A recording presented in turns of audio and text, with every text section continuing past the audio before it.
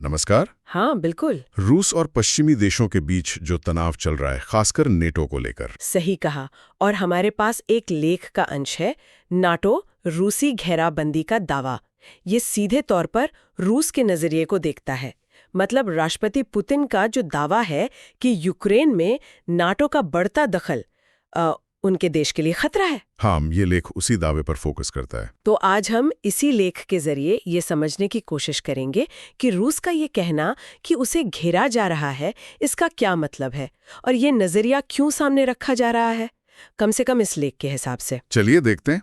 तो लेख शुरू ही ऐसे होता है कि पुतिन यूक्रेन में नाटो के प्रभाव को एक सीधी चुनौती की तरह देखते हैं। बिल्कुल। और दिलचस्प बात यह है कि लेख साफ कहता है कि उनके लिए ये पश्चिमी सैन्य गठबंधन का उनके बिल्कुल पड़ोस तक फैल जाना, ये एक तरह से क्या कहते हैं, लक्ष्मण रेखा पार करने जैसा है। अच्छा, लेख के अनुसार वो इसे अपनी राष्ट्रीय सुरक्षा पर सीधा हमला मानते हैं। मतलब ये सिर्फ एक राजनीतिक बयान नहीं है। नहीं, ये उनके लिए एक वास्तविक खतरे की तरह पेश किया गया ना। हाँ बिल्कुल, लेख तो यही पोर्ट्रे कर रहा है। तो ये घेरे जाने का एहसास लेख के हिसाब से रूस की सुरक्षा चिंताओं के बिल्कुल केंद्र में है। पर क्या लेख ये बताता है कि ये डर कैसा है?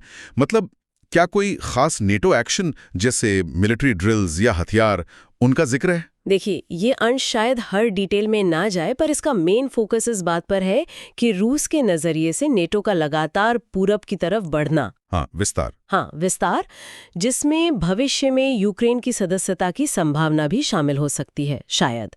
तो ये सब उन्हें स्ट्रेटेजिकली कमजोर करता है। अच्छा। तो लेख के मुताबिक ये घेराबंदी वाला जो एहसास है वो इसी विस्तारवादी नीति से जुड़ा हुआ है। रूस इसे अपने इन्फ्लुएंस वाले इलाके में दखलंदाजी मानता है।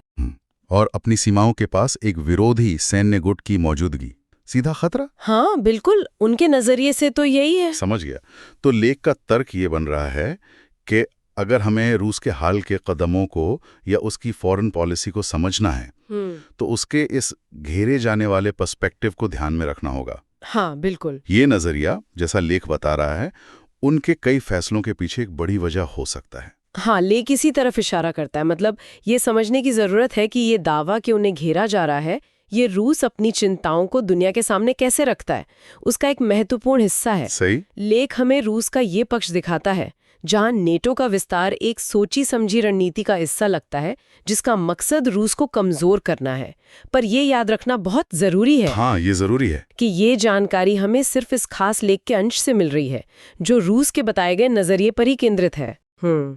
यही कि रूस या कह लें पुतिन प्रशासन यूक्रेन में नेटो